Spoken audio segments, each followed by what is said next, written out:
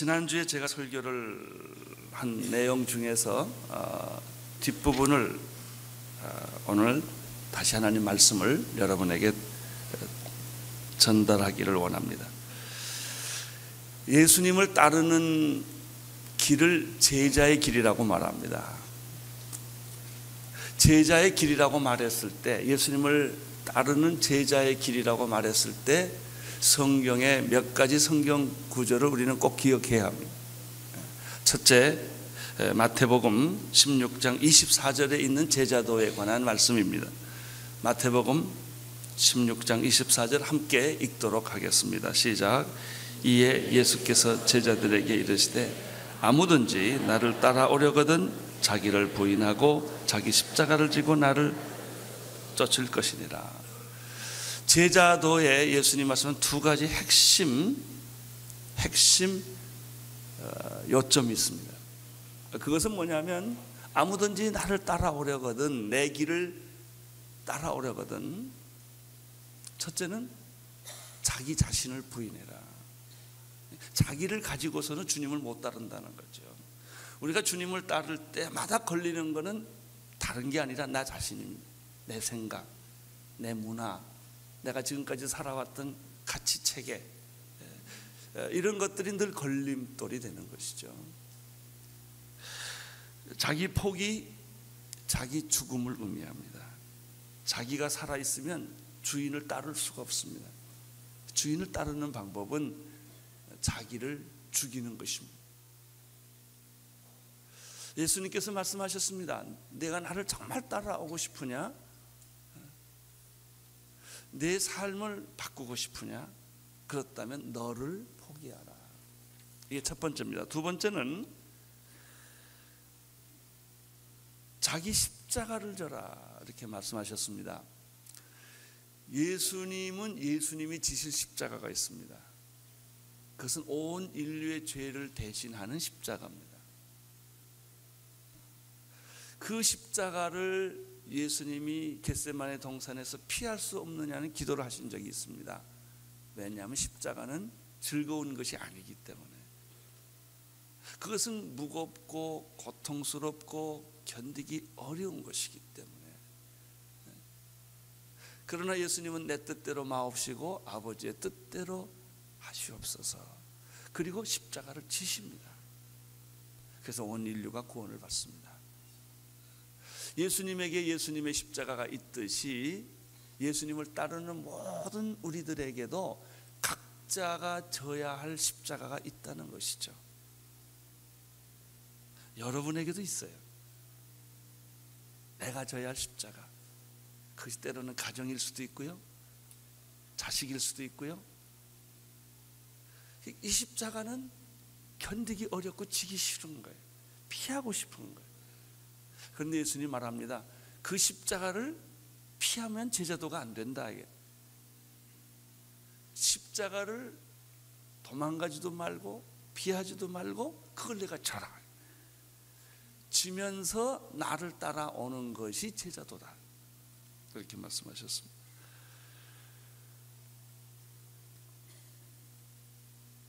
세 번째는 누가복음에 있어요. 누가복음, 여기 마태복음 있고 누가복음 14장 26절을 자막을 통해서 함께 보겠습니다. 시작.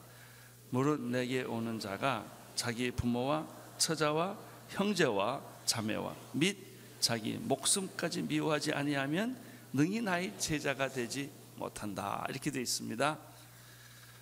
참 여기까지 오면 감당하기가 어려워요. 여기 보니까 자기 부모도 처자도 형제도 자매도, 아니 자기 목숨까지도 미워하지 아니하면, 이렇게 돼 있어요. 이 말을 너무 잘못 해석하지 마십시오. 미워하지 말라는 말은 미워하라는 뜻이 아닙니다. 그들보다도 주님을 더 사랑하지 않으면, 이런 뜻이에요.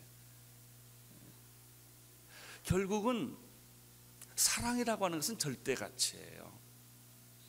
내 부모가 싫어서도 아니고, 내 처자와 형제와 자매와 나 자신의 목숨이 덜 아까워서가 아니라 주님이 너무나 귀하기 때문에, 주님을 정말 사랑하면 이것들보다 더 사랑할 때 내 제자가 될 것이다. 이렇게 되어 있습니다. 자, 이제 한 가지 더 보겠습니다. 누가복음 14장 33절의 말씀에도 또 제자 되는 비결이 예수님이 말씀한 적이 있습니다. 읽어주십시오. 시작. 이와 같이 너희 중에 누구든지 자기 모든 소유를 버리지 아니하면 능히 내 제자가 되지 못하리라. 위에는 부모, 처자, 또 형제, 자매, 자기 목숨을 얘기했고요. 그 밑에 얘기는 무슨 얘기냐면 능히 너희 자기 모든 소유를 버리지 아니하면이라는 말은, 이 소유는 그 물질인데요. 그 물질을, 돈을 얻을 수 있는 방법이 뭐냐면 직장입니다. 직업입니다. 내 사업이나 직업도 나보다 더 사랑하면 안 된다는 얘기예요. 그걸 하지 말라는 얘기가 아닙니다. 자기 모든 소유를 버리지 아니하면 내 직업도, 내 사업도, 내가 가지고 있는 건강도, 내 재물도, 이거를 초계같이 버리지 아니하면 내 제자가 될 수가 없다. 여기서 나오는 네 가지 공통점이 무엇입니까? 우리가 감당하기 어렵다. 아유, 나는 못합니다. 이런 수준을 요구하신다면 나는 할 수 없지 않습니까? 이런 생각을 갖게 됩니다. 너무 제자도의 수준이 높습니다. 우리가 지금 계속 공부하는 요한복음에도 제자가 되는 방법에 대해서 세 가지를 시리즈로 이야기합니다. 요한복음 8장 32절에 보면 너희가 내 말 안에 거하면 참 내 제자가 되고 진리를 알지니 진리가 너희를 자유케 하리라. 여기서도 제자가 되는 방법은 내 말 안에 거할 때 제자라는 것입니다. 요한복음 13장 35절 지난번에 우리 공부했죠. 한번 읽겠습니다. 시작. 너희가 서로 사랑하면 이로써 모든 사람이 너희가 내 제자인 줄 알리라. 이제 다음 공부할 것인데요. 요한복음 15장 8절에 보면 또 하나 더 있습니다. 시작. 너희가 과실을 많이 맺으면 내 아버지께서 영광을 받으실 것이요 너희가 내 제자가 되리라.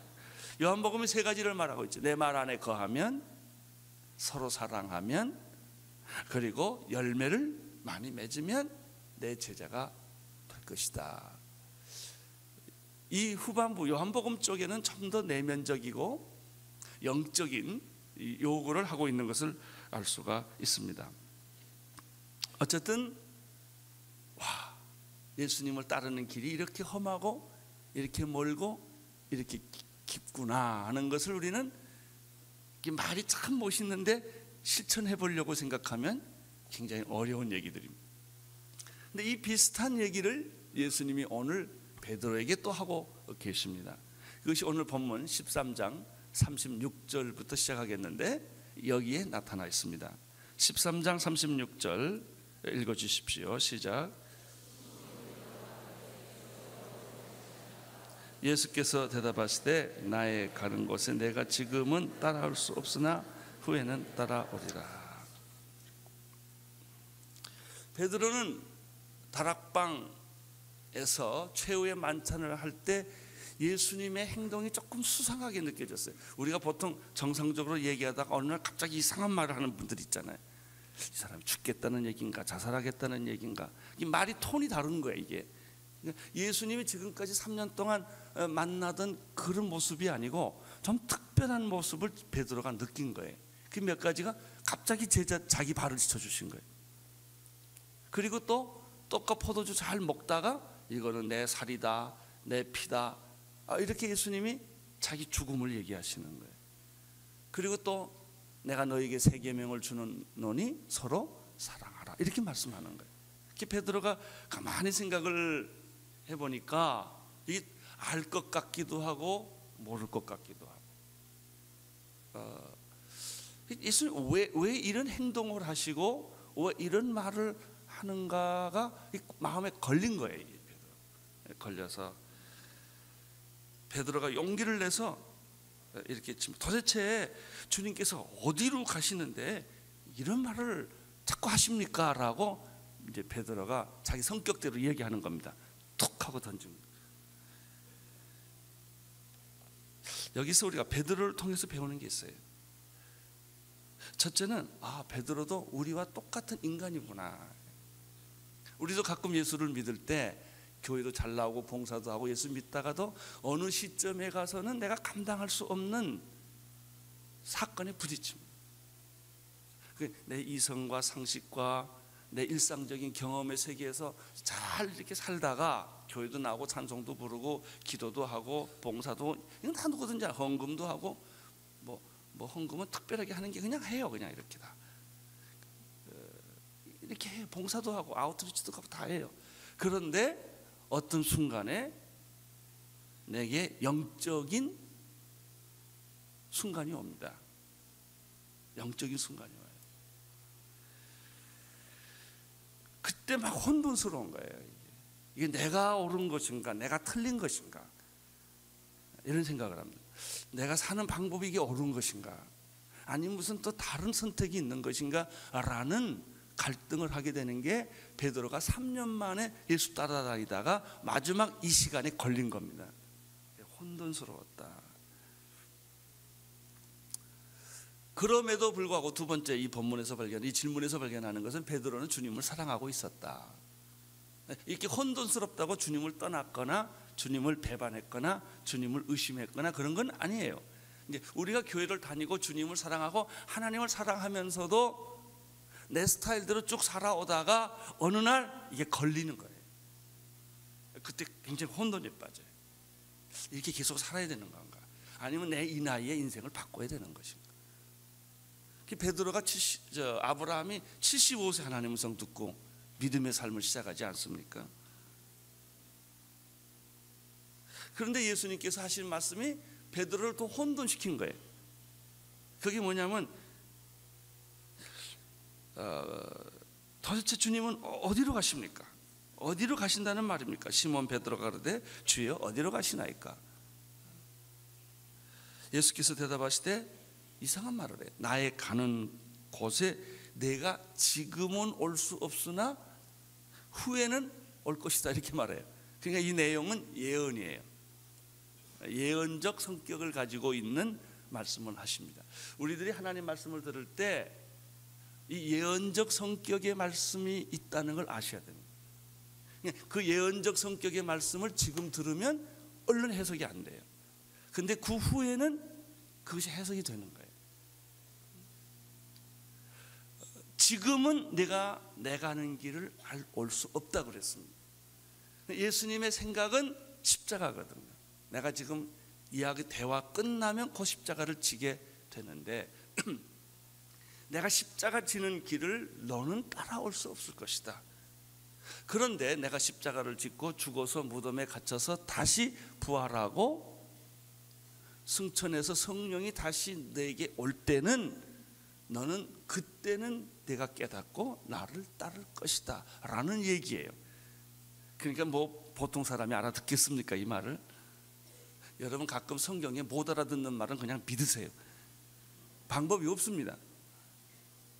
이해가 안 되는 건 이제 틀린 게 아니라 예언적 성격을 가지고 있기 때문에 그런 거예요. 베드로가 약간 혼란스럽고 약이 오른 거예요. 아니 내가 지금 그 길을 갈 수 없다니 이게 도대체 무슨 말입니까? 주님을 따를 수 없다니 즉 그게 무슨 말씀입니까? 라고 베드로가 생각을 하게 된 것입니다.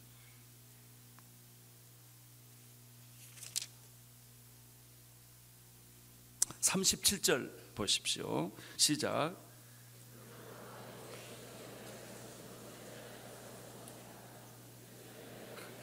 역시 베드로입니다. 참, 그 말을 듣자마자 내 발을 절대 씻을 수 없습니다 이렇게 말했던 베드로. 발을 안 씻으면 너하고 상관없다 그러니까 그럼 머리부터 발끝까지 다 씻어 주십시오 이렇게 나왔던 베드로.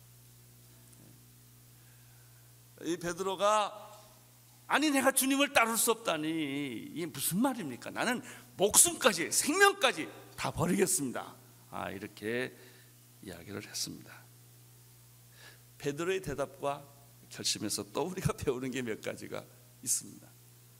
첫째는 베드로는 주제 파악을 못하고 있었다. 자기 자신을 모르고 말하고 있었다. 우리가 사실요 말하는 것 대부분이 주제 파악 못하고 말하는 게 더 많습니다. 그냥 말합니다. 그냥 흥분해서 감정으로 열정으로 화가 나서 상황 때문에 말을 막 던집니다. 이렇게. 근데 그 말이 무슨 말인지 자기가 잘 몰라요.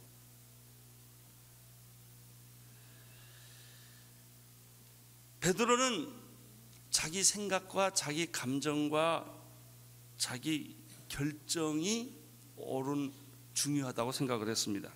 그러나 그것은 착각이었습니다. 우리가 착각하는 것 중에 하나가 있어요. 내가 기도하면 기도하는 게 자기인 줄로 착각합니다. 오 주여 사랑과 용서를 주옵소서. 그러면 자기가 진짜 사랑하고 용서하는 줄 알아요. 눈 떠보면 안 해요. 그게 내 기도는 미래에 이루어질 거예요. 근데 지금의 나는 아니에요. 그게 내 헌신을 착각합니다. 내 열정을 착각합니다. 내 생각이 내 자신이라고 착각을 합니다. 그러나 그렇지 않아요. 주님, 내가 주님을 따르겠습니다. 목숨까지 버려서 내가 주님을 따르겠습니다 라고 말하는 그 말 자체와 감정은 진실이에요. 실제로 그러냐? 아니에요. 그게 인간이에요. 우리는 우리 자신을 냉정하게 돌이켜 볼 때 참 이율배반적인 자기 자신을 발견해요. 때로는 위선자예요. 남이 위선자가 아니라 내 자신이 위선자라는 걸 알게 돼요. 두 번째, 이 베드로의 발언에서 우리가 발견하는 것은 인간의 육성의 문제입니다. 인간의 육성의 문제. 베드로가 주님을 따르겠다고 하는 것은 가짜는 아니에요. 그것은 거짓말도 아니에요. 그 시점에서 그건 진실이었어요. 그렇게 하고 싶었어요. 내가 주님을 따르고 싶었고 주님을 위해서 내 생명을 바치고 싶은 것은 사실이에요. 그렇지만 그것은 육이었다는 것이죠. 육의 생각이었다는 것이죠. 우리는 여기서 성경에서 조금 더 깊이 들어가 보면 육의 생각과 영의 생각이 있다는 것을 알게 됩니다. 예수님은 영으로 말씀하셨고 베드로는 육으로 이해한 거예요. 니고데모에게 내가 너에게 거듭나야 하겠다라는 말을 예수님이 했을 때 니고데모는 그것을 영의 말씀을 이해하지 못해서 아니 내가 어떻게 이 나이에 어머니 뱃속에 다시 들어갔다 나오겠습니까? 라고 육으로 이해한 거예요. 예수님은 언제나 영어로 말씀하셨고 제자들은 언제나 육으로 받아들이는 거예요. 우리 신앙생활의 갈등이 영의 말씀을 영으로 받으면 갈등이 없는데 영의 말씀을 육으로 받기 때문에 여기에 두 세계가 부딪히는 것입니다. 이에 관한 성경의 말씀은 참 많아요. 요한복음 6장 63절에 보면 살리는 것은 영이니 육은 무익하니라. 우리는 육을 가지고 살아요. 밥을 먹고 잠을 자고 화장을 하고 옷을 입고 다 이게 육이지요 뭐. 그리고 우리는 육성, 육의 생각이 있어요. 육의 본능이 있단 말이에요. 이게 인간의 우리가 본능대로 때리면 아픈 거고 배고프면 배고프다고 말하는 거고 몸이 아프면 병들다고 하면 다 이게 육의 문제가 아니겠습니까? 그러니까 우리는 육에 대해서는 굉장히 익숙해요. 마치 인간이 죽으면 익숙합니다. 부활이 비자연스러운 거예요. 부활은 익숙하지 않아요. 진화로는 익숙해요. 창조로는 익숙하지 않아요. 여러분 육은 날마다 우리는 육을 가꾸고 살기 때문에 요즘 뭐 웰빙이라는 게 있지 않습니까? 맨날 뭐 그냥 무공해 식품 먹고 그냥 스포츠하고 뭐 이거 다 좋은 거죠. 근데 그걸 가만 보면 육의 얘기예요. 이게 육의 얘기라고요. 그러니까 육의 센스, 감각, 육의 생각, 육의 습관, 육의 문화는 참 익숙한 거예요. 근데 성경이 우리에게 뭐라고 말하면 육은 쓸데없는 것이다. 육은 무익하다. 살리는 것은 영이지 육이 너를 살리는 것은 아니다. 이렇게 되어 있거든요. 로마서 8장 5절 9절에 보면 조금 더 이 문제에 대해서 정확한 얘기들을 발견할 수가 있습니다. 로마서 8장 5절에서 9절의 말씀을 자막을 통해서 같이 보겠습니다. 시작. 육신을 쫓는 자는 육신의 일을, 영을 쫓는 자는 영의 일을 생각하나니. 6절. 육신의 생각은 사망이, 영의 생각은 생명과 평안이니라. 7절. 육신의 생각은 하나님과 원수가 되나니 이는 하나님의 법에 굴복치 아니할 뿐만이라 할 수도 없습니다. 육신에 있는 자는 하나님을 기쁘시게 할 수 없느니. 9절. 만일 너희 속에 하나님의 영이 거하시면 너희가 육신에 있지 아니하고 영에 있나니 누구든지 그리스도의 영이 없으면 그리스도의 사람이 아니라. 자, 이제 우리는 단순히 뭐 사랑하라, 용서하라, 착하게 살아라 이런 얘기 수준에서 이제 넘어서서 어떻게 우리가 사랑하고 용서할 수 있는가, 우리가 원수까지 어떻게 사랑할 수가 있는가, 그 세계로 지금 들어가는 거예요. 이게 뭐냐? 육과 영의 세계. 우리가 육에 사로잡혀 있으면 그게 불가능하단 말이죠. 그러나 우리가 영 안에 있으면 영은 생명이에요. 영은 살리는 거예요. 영은 하나님을 기쁘게 하는 거예요. 영은 모든 육의 한계를 뛰어넘는 것이라는 것이죠. 그래서 이것은 전혀 어려운 것이 아니라는 거예요. 사랑하고 용서하는 것은 어려운 것이 아니다. 주님을 따르는 것은 결코 어려운 것이 아니다. 너무 자연스러운 것이다. 육의 사람에게 있어서는, 영의 사람에게 있어서. 그러나 육을 가진 사람에게는 이것은 절벽을 오르는 것처럼 어렵고 힘든 것이다 라는 얘기가 아니겠습니까?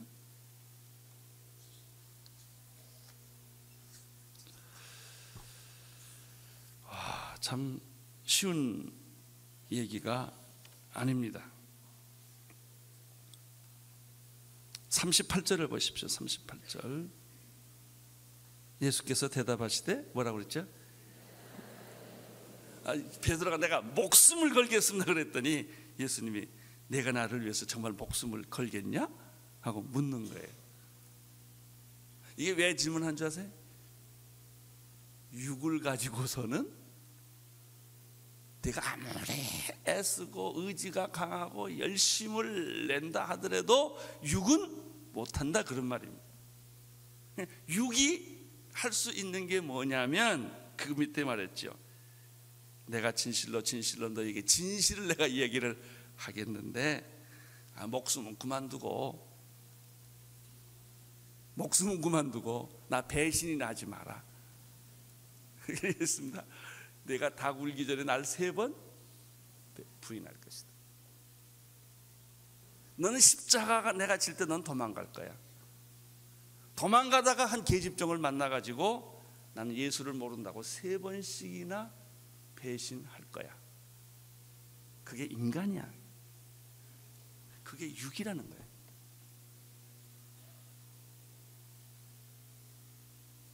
우리는 여기 계시는 분들은 아마 초신자들은 거의 없을 거예요. 다 그래도 교회 10년 20년 다닌 분들이십니다. 뭐 설교를 한두 번 들었습니까? 목사님이 설교 딱 시작하면 결론 다 알잖아요. 여러분들이 하도 들어서.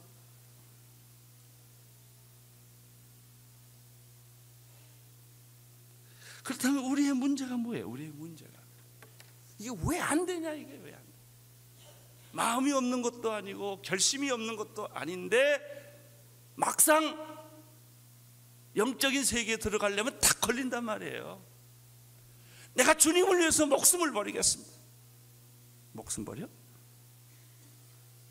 도망이나 가지 마라. 주님은 그런 얘기예요.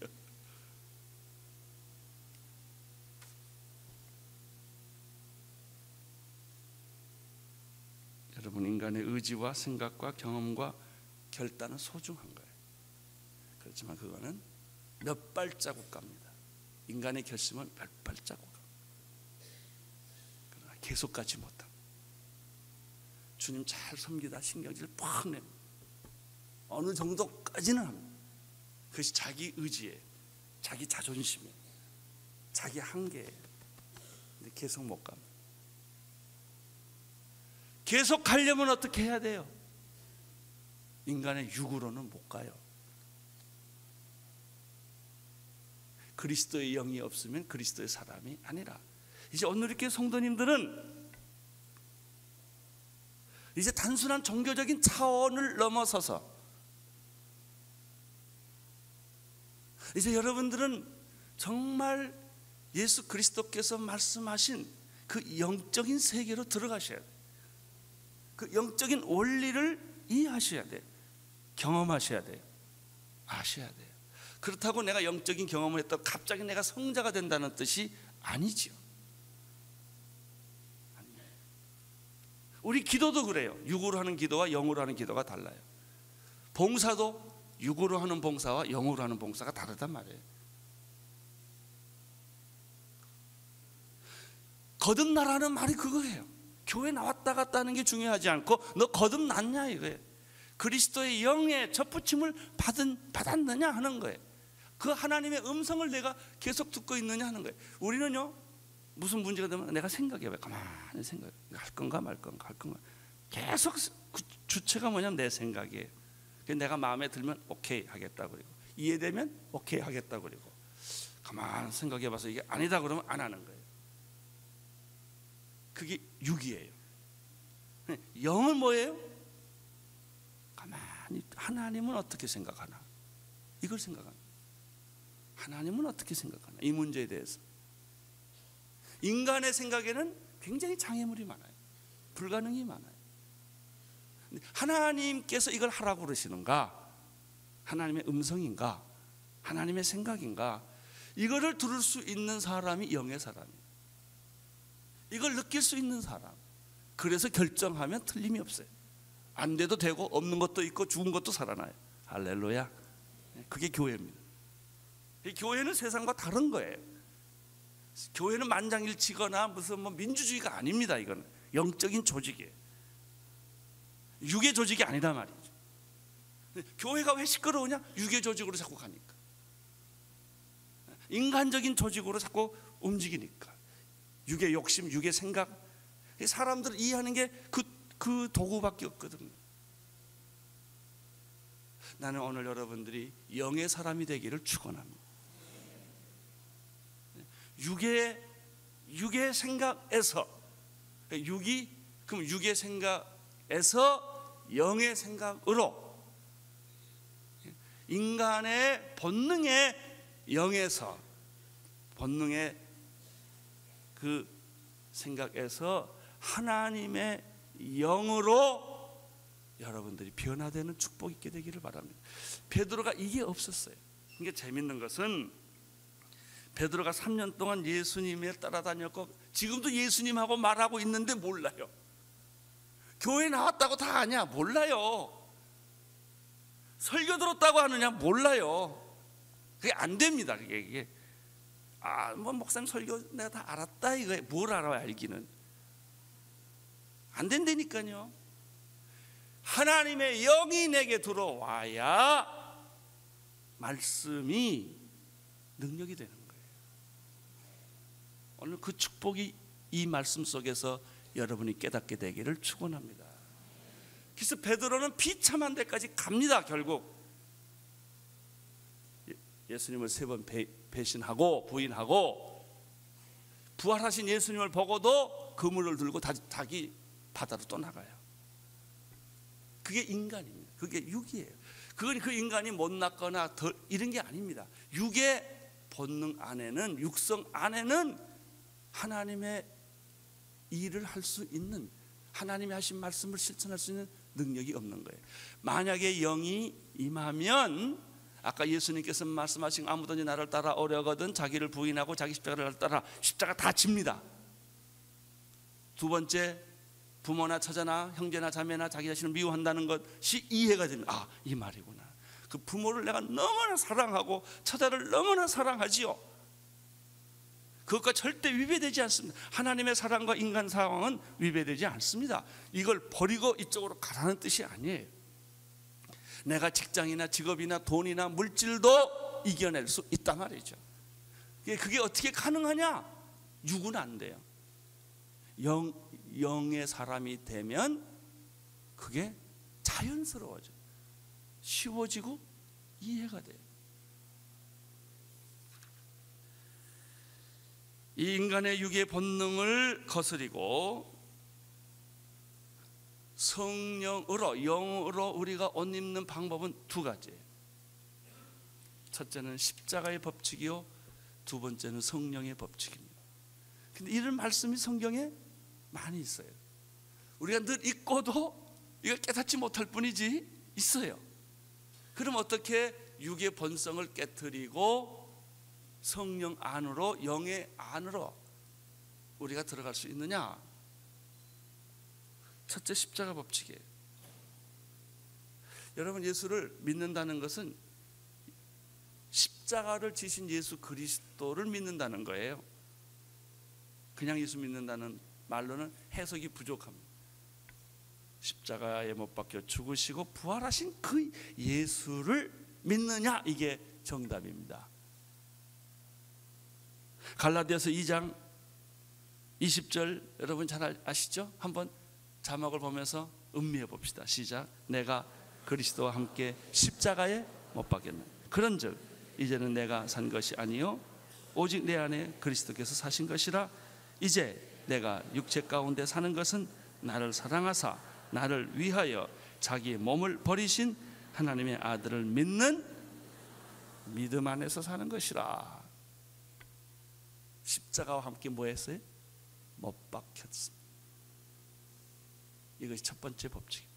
여러분의 육이, 옛사람이 십자가에 못 박히지 아니하면 어떤 방법으로도 이것은 해결되지 않습니다. 갈라디아서 5장 24절에도 이런 말씀이 있습니다. 자막을 통해 같이 보겠습니다. 시작. 그리스도 예수의 사람들은 예수와 함께 그 정과 욕심을 십자가에 못 박은 사람들이다. 십자가를 들고 다니면 안 돼. 달고 다녀도 안 돼. 여기 세워놔도 안 돼. 내가 십자가에 어떻게 돼? 못 박히는 것이 육이 죽는 겁니다. 두 번째, 성령의 법칙입니다. 로마서 8장 1절 2절을 보겠습니다. 그러므로 이제 그리스도 예수 안에 있는 자에게는 결코 정죄함이 없나니 그리스도 예수 안에 있는 생명의 성령의 법이 죄와 사망의 법에서 너를 해방하였습니다. 할렐루야. 생명의 성령의 법이 죄와 사망의 법에서 너를 해방하였습니다. 이렇게 말하고 있죠. 그래서 예수님이 부활하신 후 첫 메시지가 성령을 받으라 그런 거예요.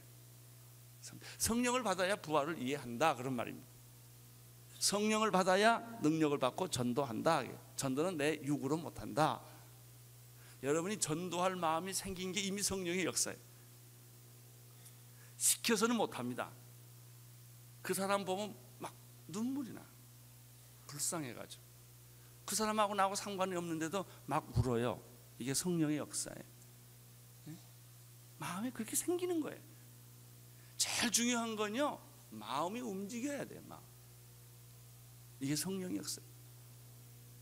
당신은 십자가에 못 박고 성령의 법칙, 생명의 성령의 법이 당신 안에 있게 되면 제자도는 완성된다.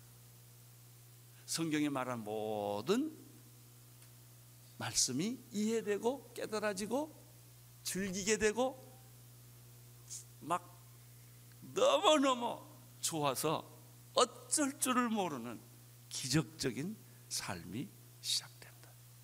할렐루야. 베드로가 나중에 오순절을 지나서야 이걸 알았어요.